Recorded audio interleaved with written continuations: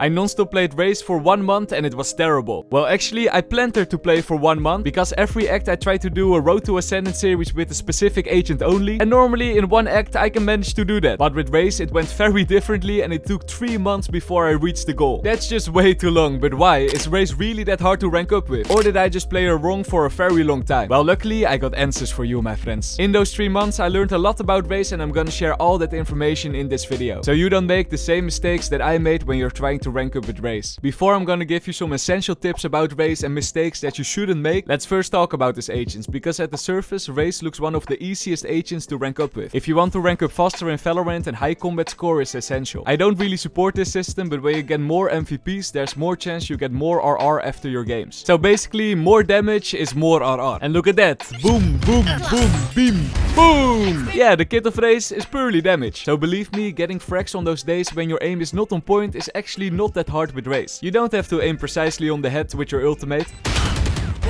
But even though her high damage output kit is very useful to get kills, it's also the weakness of Raze. Besides doing damage, you don't really have good utility to assist your teammates. So in other words, if you don't get a lot of enemies, you're actually pretty useless. Knowing this information begs up the question, how does this exactly impact your rank journey? I would say if you're playing a bit above your skill level and you're getting a lot of kills consistently, then in my opinion Raze is one of the easiest agents to rank up with. But once you rank up higher and higher, then kills matter less and good mechanic and teamwork matters more. That's the moment when you really need to know this agent and know the mechanics before you rank up to the next level. And that's where I personally struggled. I think Raze is the perfect definition for easy to learn but very hard to master. And that brings us to the next part of the video, how to master Raze. I'll start with the basics and slowly go to the more advanced Raze tips and tricks. But since I don't want to talk too long about the basics, I quickly want to show you 5 beginner mistakes that almost every Raze player makes. Number 1, when you're using your ultimate, try to go as high as possible with your satchels, for example, and aim on the feet of the enemy. It's way easier to hit the enemies that way than when you're on head level and try to aim for the body. Small tip to achieve this: when you're peeking around the corner with your ultimate in your hand, jump first. Like in this clip, you make yourself a hard target and you can shoot on the feet.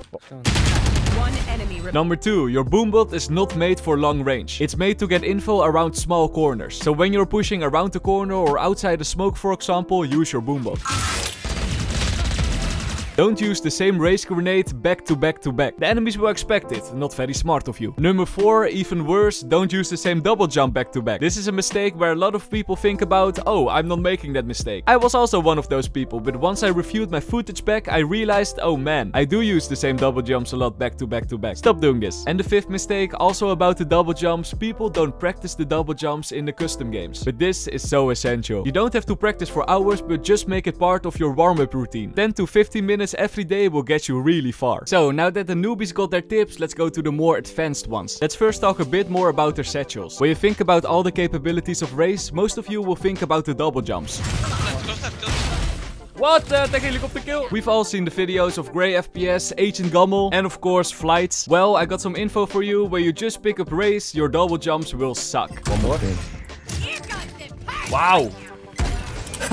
And honestly, your satchels you can use for a lot of other things. Here's some wise words from an old coach. In reality, the thing that makes Raze satchels good is the fact that you can do these Ferrari peaks to a corner, and the fact that you can hold someone back with a satchel. Now, there are 2 types of people. People will listen to this and think, okay, forget it in the next game and then just do double jump, double jump, double jump. That's what I did at the beginning of the series. But then you also have the people that really listen to the tips. I'm bad at listening to my own tips. We all know that by now. But once I started using my satchels for other things than just double jumping, suddenly I was getting a lot more kills. Just look at these Ferrari peaks, for example.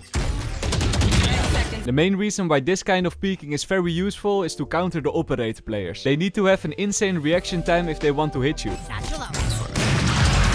Haha, not today. Another way to use your satchel is when you suddenly see an enemy and don't have time to flick to the heads. This way you create chaos with your satchel and you might even get a kill, just like in this clip. They're planting B. What? Nice. Or even the simplest way to use your satchels, you can open doors with it. But of course, even though you can use your satchels for other things than double jumping, knowing how and when to double jump is essential if you want to main Raze. So let me give you a few double jump tips and tricks. The first thing you should do when you're trying to master the double jumps is binding the satchels to your mouse button. Not the left or right click, of course. No. Nowadays, I think 99% of all the mice out there, or mouses, I have no idea what the word is, they have like a button for your thumb. And I think that's the easiest way to bind your satchels to. Alternatively, you could also bind it to your scroll wheel button. Why do you need to bind it? Well, if you're jumping in the air, you have to strafe to the left if you go left and to the right if you go right. But especially strafing to the left with your A while casting your Q ability with your Q, it's hard to press both buttons at once with the same finger. Same idea for the Acerti keyboard, by the way, but do people actually use those keyboards? A friend of mine is from Belgium and he's using it. It's a bit strange. But anyway, bind it on your mouse and easy peasy kills. Now where to do the double jumps. It sounds obvious, but the best place to start the double jump is on the high spot. The higher you start, the more momentum you will get at the start of your jump and the further you will go. But be careful, there's one mistake that a lot of people are making over here. When you start your double jump high, it's recommended that you throw your satchel as low as possible. Take here on ascent for example, don't throw your satchel on the wall but throw it on the ground. But why is that? It's actually a pretty cool mechanic. If you use your satchel on the wall, the first speed you will get is from your satchel. And then after that you get a little more speed from your second satchel. But this is not efficient. On the other hand, if you throw your satchel on the ground, then first you will get speed from falling down, then you get speed from your first satchel and then from the second satchel. More chance to build up momentum, so you will go further. I literally didn't know this till the very last episode of the Race to Ascendant series, so my jumps sadly all look like this. Yeah, nobody saw that. Sadly, sometimes you're too high up to throw your satchel on the ground, like over here on Icebox. When this is the case, instead of throwing it on the platform, you could also decide to walk a little bit off the edge and throw it on the wall. Every little bit of advantage can help you win more. Now the last point about the double jumps, when to use them. Let me tell you some rules of thumbs you have to follow. On the defender side, where you want to go for an aggressive double jump at the start of the round, always try to do that in combination with utility of a teammate. With an Omen Smoke or a Breach Stun like in this round for example.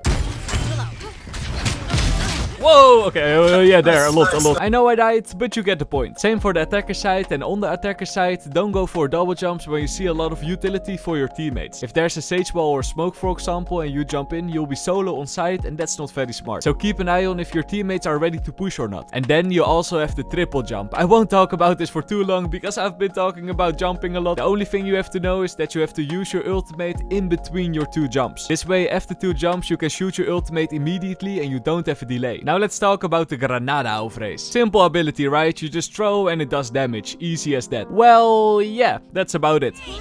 Oh, they're there, yeah. A small tippy I can give you is on the defender side, when you want to throw your grenade on a spot where you think the enemies are, wait with throwing your ability until the enemies are using their utility like smokes. Because when the enemies are using their smokes, that's the moment when they are gonna push, so your grenade will do a little more damage. Like in this round, I waited for the smokes and that's the moment when I threw my grenade.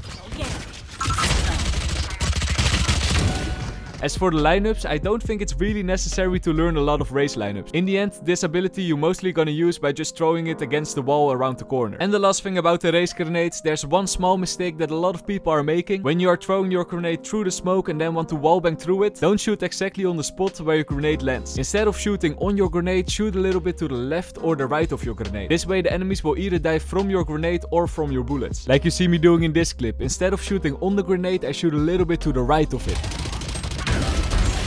Not obvious enough for you? Well, I did it again in the same round, a bit more to the extreme.